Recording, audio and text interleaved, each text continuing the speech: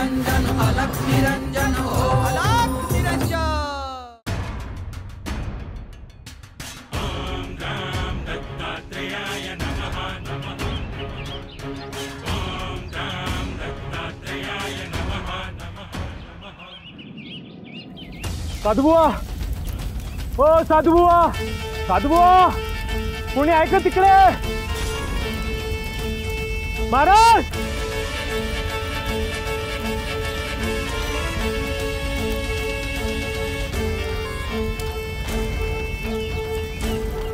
महाराज, मी कुठेच पाहिलं, आसपास पाहिलं, पण तिकडे कुणीच नाही दिसलं।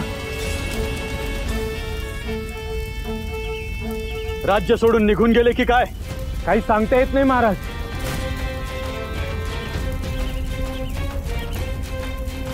चला निघूया।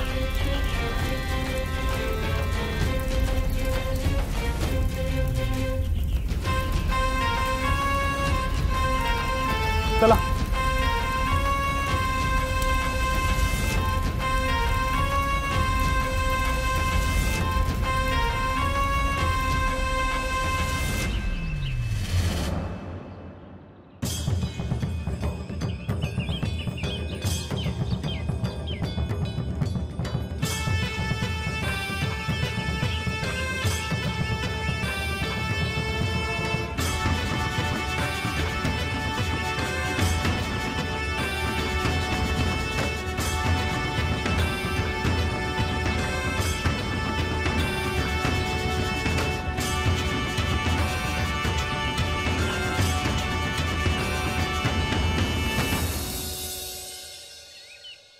जालिंदर, तू अग्निस्वरूप आहेस हे गोपीचंदला समजायला वेळ लागेल। तू ज्या नाथ परंपरेत आहेस ती परंपरा, नाथ या साऱ्यांना समजून घेणे एवढे सोपे नाही। हे सारे समजून घ्यायचे तर अहंकाराचा त्याग करून शरण जायला हवे। मनात राग, लोभ, मोह काहीही असता कामा नये। पूर्ण श्रद्धा हवी, भेटीची, दर्शनाची आस हवी। गोपीचंद, ज्या क्षणी तुझ्या आयुष्यात हे परिवर्तन घडेल तो शुभ दिन असेल, अन्यथा तुझ्या हातून पापच घडत राहील।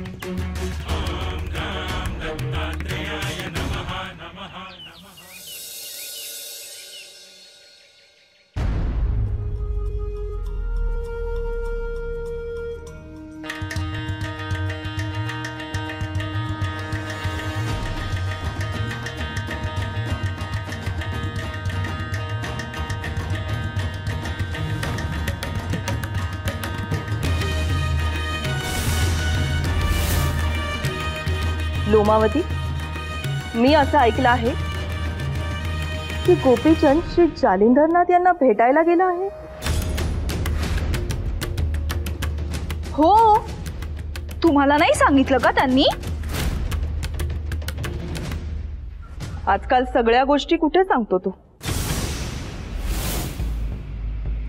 मला मात्र सांगून गेले ते। पण अचानक असं काय झालं की तो इतक्या घाईत गेला? त्यांना काहीतरी समजलंय म्हणून तर ते गेले। त्याला काय समजलं? आता ते आल्यावर सांगतीलच। पण तुम्ही एवढ्या काळजीत का? मी कुठे काळजीत आहे? तुम्हाला जायचं होतं का त्यांच्यासोबत? मलाही दर्शन झाले असते हे निश्चित, पण आता हे सगळं बोलून काय उपयोगी?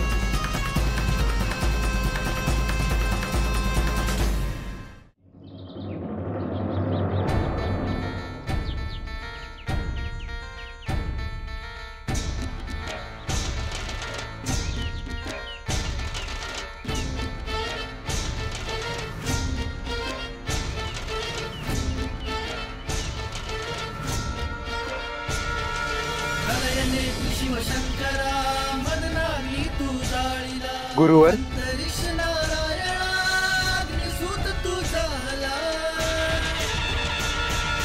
जालिंदरनाथ अग्निकुंडात अवतरला जालिंदरनाथ अग्निकुंडात अवतरला जालिंदरनाथ अग्निकुंडात अवतरला जालिंदरनाथ अग्निकुंडात अवतरला. गुरुवर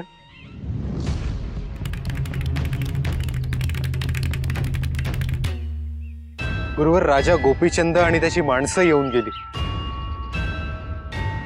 मी ध्यानात होतो, मला जाणवलंच नाही. त्यांनाही अग्नीचेच दर्शन घडले असणार. त्याशिवाय ते परत गेले नसणार. गुरुवर त्यांनी तुम्हाला शोधलं असणार, परंतु त्यांना काय ठाऊक आपण साक्षात अग्नीचे रूप आहात.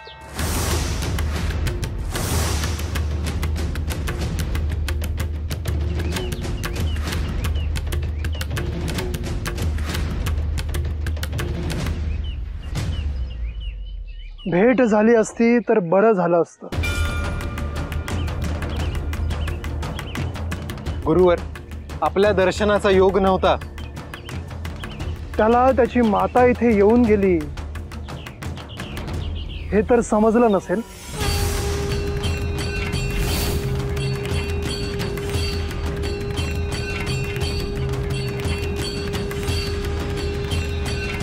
गुरुवर आपण एक क्षणभर डोळे मिटले की दिसेल तुम्हाला.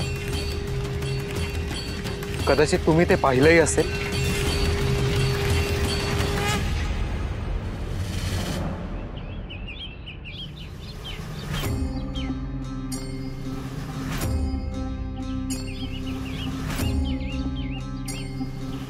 नाही समजलं अजून त्याला.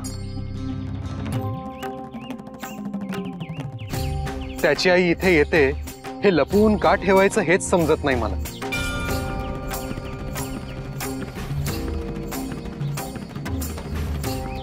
त्यांना संकेत पाठवून बोलवून घेतो, म्हणजे त्यांनाच विचारता येईल.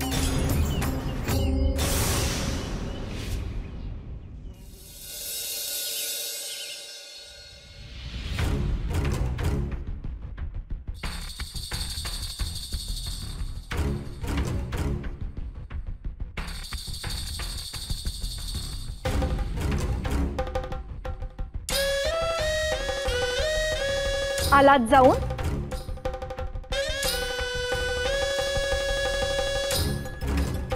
होय. तुम्ही गेलात आणि आई आल्या होत्या. काय म्हणत होती? त्यांना यायचं होतं तुमच्या सोबत. माझ्या ध्यानात आलं नाही, नाहीतर तिला घेऊन गेलो असतो सोबत.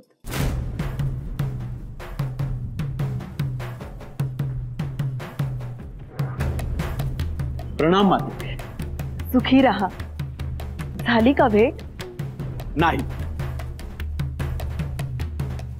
पण ते राजधानी बाहेर कुठे बांधून राहत आहेत ना? होय, तिथेच गेलो होतो, पण ते तिथे नव्हते.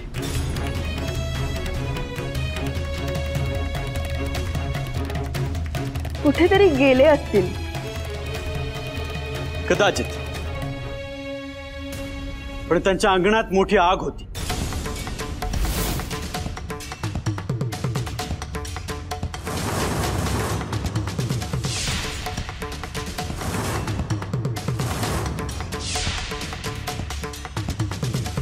याचा अर्थ ते तिथेच असणार. खूप शोधलं, पण ते कुठेच सापडले नाहीत.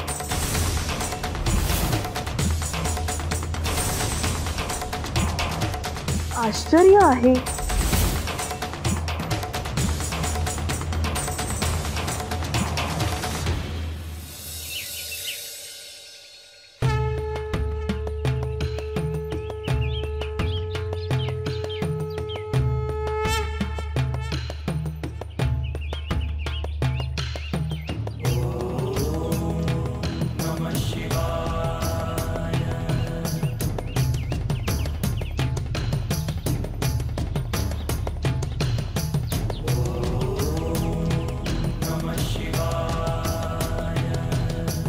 भोजन तयार आहे गुरुवर. तू खाऊन घे, आता मला नको.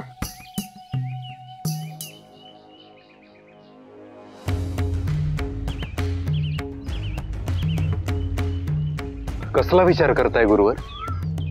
गोपीचंदची आई इथे अनेकदा येऊन गेली. मी तिची परीक्षा पाहिली, तिला शिष्य म्हणून स्वीकारलं. आता इथे संकेत देऊन तिला बोलवणं अपेक्षित आहे. ध्यानात आलंय माझ्या, गोपीचंद इथे येऊन गेला आणि अशा अवघड परिस्थितीत त्याच्या आईला इथे कसं बोलवायचं हाच प्रश्न आहे, हो ना? होय. गुरुवर एक विचारू, गोपीचंदचा इथे येण्यामागचा हेतू काय असावा? त्याला उत्सुकता आहे की जालिंदरनाथ नेमका कोण आहे, काय आहे.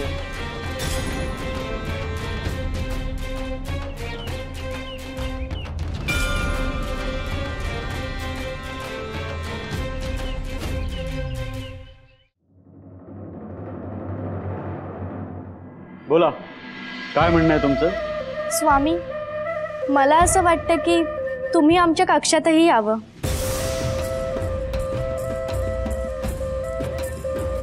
तुमच्यासाठी मी वेगवेगळे पदार्थ करावेत.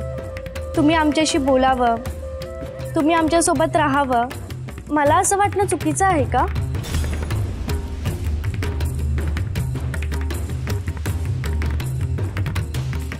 तू माझी धर्मपत्नी आहे, त्यामुळे तुला हे सांगण्याचा अधिकार आहे. हो ना, मग तुम्ही आमच्या कक्षात काय येत नाही?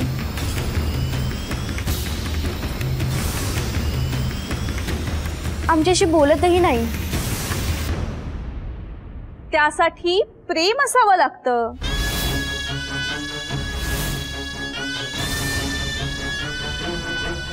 माझं प्रेम आहे त्यांच्यावर.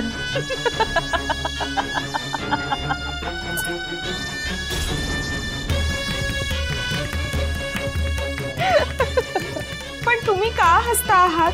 अगं तुझं नाही ग वेडे, त्यांचं तुझ्यावर प्रेम आहे का? म्हणजे स्वामी, तुमचं आमच्यावर प्रेम नाही? तुमचं म्हणणं काय आहे हे मला समजलं आहे. मी तुमच्यासाठी वेळ काढेन.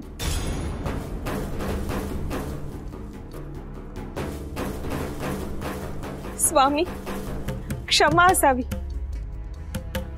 पण तुम्ही केवळ आम्ही म्हणतोय म्हणून आमच्याकडे येणार आहात का? अशी भिक्षा मागितल्यावर काय म्हणतील ते?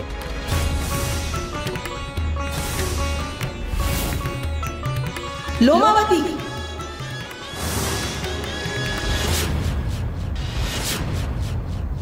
बरं झालं हा विषय निघाला आहे.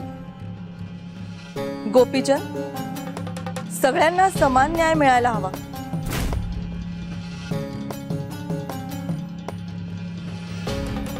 तुझ्या राज्यात तू न्याय करतोस, मग कुटुंबात असं का?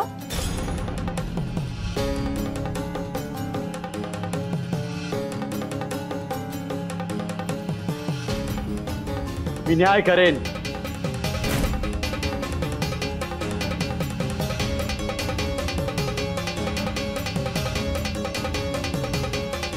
हा कलह चांगला नाही. मी एक बोलू का? आपल्यावर परमेश्वराची कृपा असावी म्हणून आपण काहीतरी करायला हवं असं मला वाटतं. मला पूजा अनुष्ठान वगैरे करायला जमणार नाही.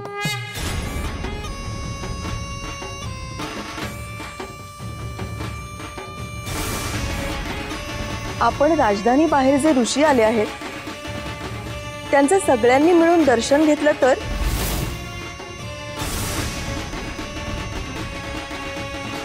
तूही जाऊ नकोस आणि कोणत्या पत्नीनेही जाण्याची आवश्यकता नाही.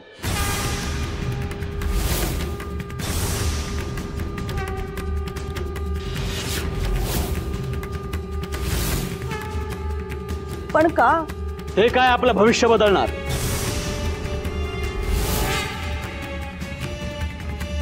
आपलं भविष्य आपण बदलू. मी या राज्याच्या सीमा वाढवीत नेईन. आणि सिंहासनावर अनभिषिक्त सम्राट बनून राहील.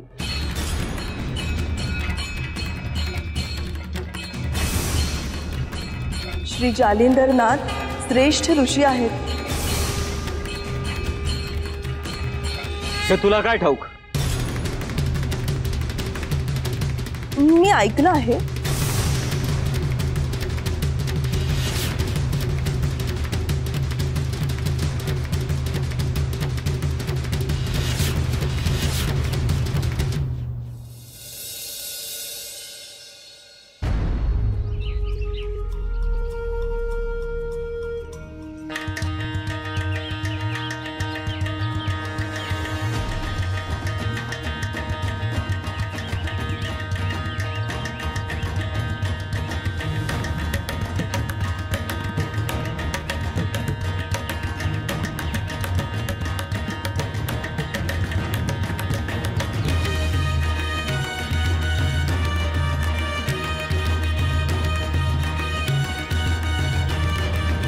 गुरुवर,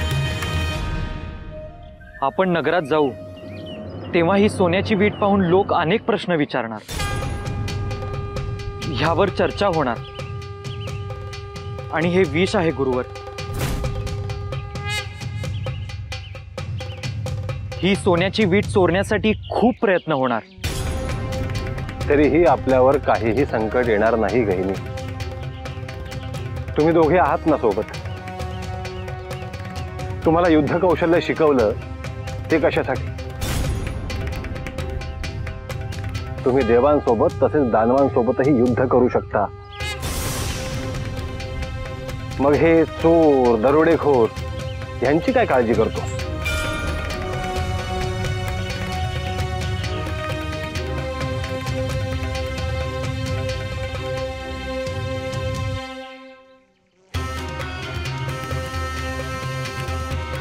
गुरुवर, मी भिक्षेसाठी गेलो होतो. बाहेर वातावरण योग्य नाही.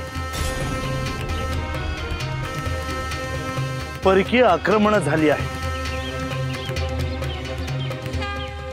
सगळीकडे अस्थिर आहे.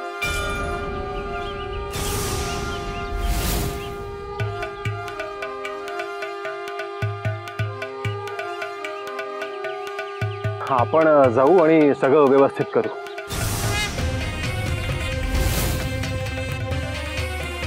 होय गुरुवर, परंतु त्याआधी या सोन्याच्या विटेचं काहीतरी करून जाऊ. म्हणजे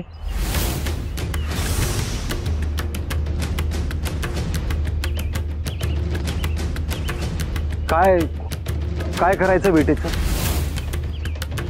ती वीट कुणाला तरी देऊन टाकू, नाहीतर फेकून देऊ.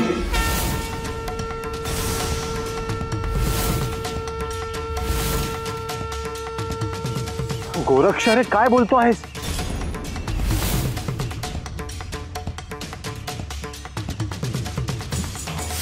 ही सोन्याची वीट तुमच्यासाठी.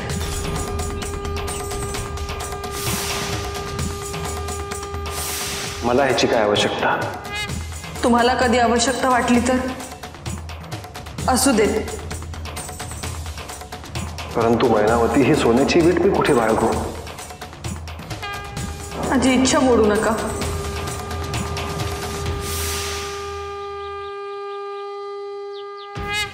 मैनावतीने ही सोन्याची वीट इतक्या प्रेमाने मला दिली आणि ही सोन्याची वीट तू फेकून द्यायला म्हणतोस? क्षमा असावी गुरुवर.